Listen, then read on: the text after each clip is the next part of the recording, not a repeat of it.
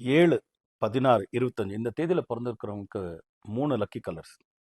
ஒன்றாவது வந்து all shades of white, ரெண்டாவது ஆல் ஷேட்ஸ் ஆஃப் ப்ளூ, அப்புறமா சில்வர் கலர்னு சொல்லுவோம். அந்த சில்வர் கலர் இது 3வது கலர்.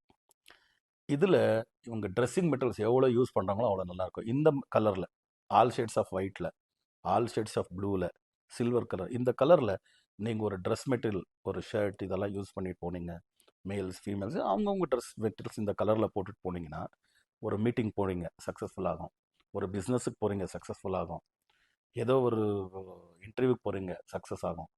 போதுமான அளவில் உங்கள் மெட்டீரியல், ட்ரெஸ்ஸிங் மெட்டீரியலில் இந்த கலரை வைங்க. ரெகுலராக கூட இந்த கலரை அதிகமாக யூஸ் பண்ண ஆரம்பிங்க. அதை யூஸ் பண்ணும்போது நீங்கள் ப்ளசண்ட்டாக இருப்பீங்க.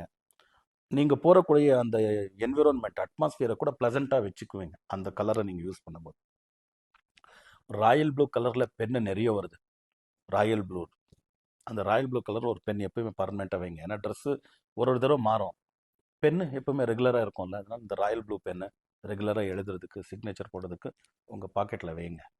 ரொம்ப அருமையான ரிசல்ட் கிடைக்கும். இந்த லக்கி கலர்ஸை பயன்படுத்தும் போது ரொம்ப பாசிட்டிவான வைப்ஸ் உங்களுக்கு இந்த கலர்ஸை பயன்படுத்தும் போது வரும். ரொம்ப சக்ஸஸ்ஃபுல் பர்சனாலிட்டியாக வந்துருங்க.